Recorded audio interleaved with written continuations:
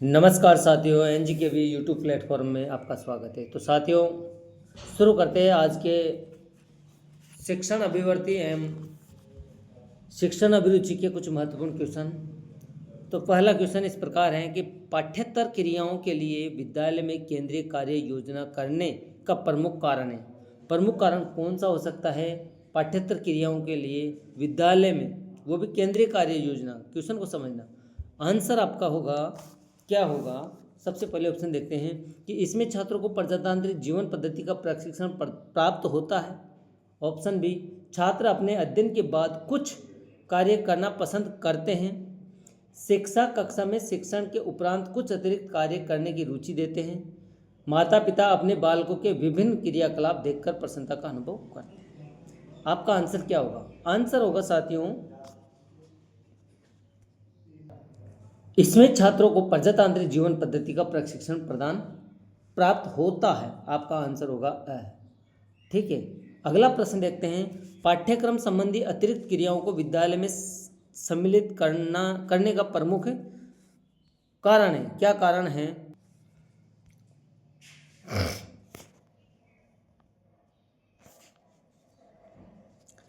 कक्षा के बाहर संपन्न होने वाली विभिन्न क्रियाओं को विद्यालय योजना में निश्चित स्थान प्रदान किया जाता है, क्योंकि एक बार क्वेश्चन और पढ़ रहा हूँ कि कक्षा के बाहर संपन्न होने वाली विभिन्न क्रियाओं को विद्यालय योजना में निश्चित स्थान प्रदान किया जाता है, क्योंकि विद्यालय को सरकारी मान्यता प्रदान करने की सुविधाएं होती हैं। हाई स्कूल को कॉलेज के समक्ष स्तर पर लाया जा सकता है।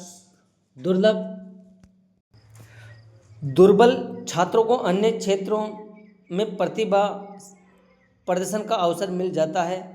विद्यालय पाठ्यक्रम समुन्नत हो जाता है। एक बार फिर पढ़ना हो साथियों, क्वेश्चन को समझना अच्छी तरह से। कक्षा के बाहर संपन्न होने वाली विभिन्न क्रियाओं को विद्यालय योजना में निश्चित स्थान प्रदान किया जाता है, क्योंकि। तो आपका आंसर क्या होना चाहिए? आपका आंसर क्या होना चाहिए? क्वेश्चन को समझना और आंसर देना। ठीक है, पहला ऑप्शन, विद्यालय को सरकारी मान्यता प्रदान करने में सुविधा होती है। हाई स्कूल को कॉलेज के समक्ष स्तर पर लाया जा सकता है और दुर्बल छात्रों को अन्य क्षेत्रों में प्रतिभा प्रदर्शन करने का अवसर प्रदान मिल जाता है। विद्यालय पाठ्यक्रम समुन्नत हो जाता है। तो आपका आंसर क्या होगा? आपका आंसर होगा द। क्या आंसर होगा? आपका होगा द। विद्यालय समुन्नत हो जाता है। पाठ्यक्रम, विद्यालय का जो पाठ्यक्रम है वो समुन्नत हो जाता है। नेक्स्ट क्वेश्चन, पाठ्य सहगामी क्रियाओं का प्रमुख उद्देश्य होता है। पाठ्य सहगामी क्रियाओं का प्रमुख उद्देश्य होता है। ऑप्शन ए, छात्रों के विकास को संवर्धित करना, छात्र अनुशासनहीनता की समस्याओं का निदान करना, छात्रों को उन्नतिशील विद्यालय वातावरण प्रदान करना और छात्रों को विद्यालय छोड़ने से बचाना। तो आपका आंसर क्या होगा? आपका आंसर होगा साथियों, छात्रों के विकास को संवर्धित करना। क्या होगा? छात्रों के विकास को संवर्धित करना। तो आपका आंसर होगा अ। अगला प्रश्न, पाठ्य सहगामी क्रियाओं का मुख्य उद्देश्य। क्वेश्चन वही है, उद्देश्य अलग अलग है, ऑप्शन अलग अलग है। छात्रों के सर्वांगीण व्यक्तित्व विकास में सहायता देना। बी ऑप्शन, छात्रों का दैनिक कक्षीय वातावरण एवं अध्ययन में कुछ अलग हटकर विश्राम प्रदान करना। सी ऑप्शन, प्रतिभावान छात्रों को योग्य नागरिकता के गुणों से सुसज्जित करना, छात्रों को मनोनुकूलन पाठ्यक्रम चयन की सुविधा प्रदान करना। तो आपका आंसर क्या होगा? आपका आंसर होगा साथियों ऑप्शन ए, छात्रों की व्यक्तिगत समस्याओं का छात्रों के सर्वांगीण व्यक्तित्व विकास।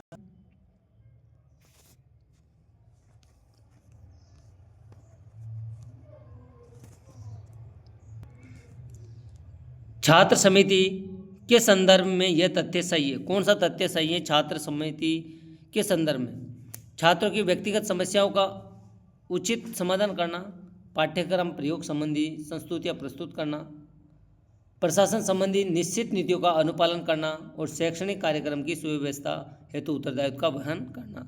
आपका आंसर क्या होगा? आंसर होगा आपका पाठ्यक्रम प्रयोग संबंधी संस्तुतियाँ प्रस्तुत करना। आपका आंसर होगा ब।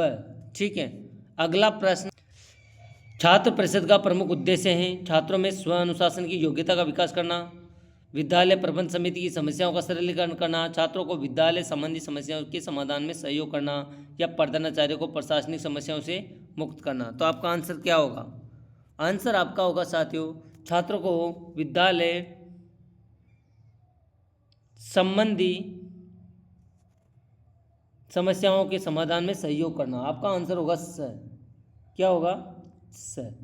ठीक है। छात्र परिषद का मुख्य उद्देश्य होगा कि छात्रों को विद्यालय संबंधी समस्याओं का समाधान में सहयोग करना होगा। अगला प्रश्न आपके लिए, विद्यालय में प्राय एथलेटिक मीट का आयोजन किया जाता है, इसका सर्वोच्च उद्देश्य क्या है? इसका उद्देश्य क्या है? विद्यालय में प्राय एथलेटिक मीट का आयोजन किया जाता है, इसका सर्वोच्च उद्देश्य क्या है? छात्रों का सर्वांगीण विकास, शारीरिक रूप से दुर्बल छात्रों के मनोबल में वृद्धि, छात्र की विकृति आवश्यकताओं का उचित समाधान, और छात्रों में विद्यालय शक्ति, उत्तम व्यवस्था व स्पोर्ट्समैनशिप की भावना का विकास करना। तो आपका आंसर होगा द। आपका आंसर क्या होगा? द होगा। छात्रों में विद्यालय शक्ति, उत्तम व्यवस्था व स्पोर्ट्समैन की शिप की भावना का विकास करना। अगला प्रश्न, एक उत्तम स्कूल क्लब की कसौटी है। एक उत्तम स्कूल क्लब की कसौटी है। इसके सदस्यों का आकार, इसकी आर्थिक स्थिति, छात्रों में स्वनिर्देशन की अभिवृद्धि एवं छात्रों में संसदीय प्रणाली के गुणों का विकास। तो आपका आंसर क्या होगा? आपका आंसर होगा छात्रों में स्वनिर्देशन की अभिवृद्धि। तो आपका आंसर होगा स। ठीक है। अगला, किसी विद्यालय में चलने वाली पाठ्य सहगामी क्रियाओं की सर्वश्रेष्ठता का निर्णय किया जाता है। तो निर्णय किसी आधार पर किया जाता है?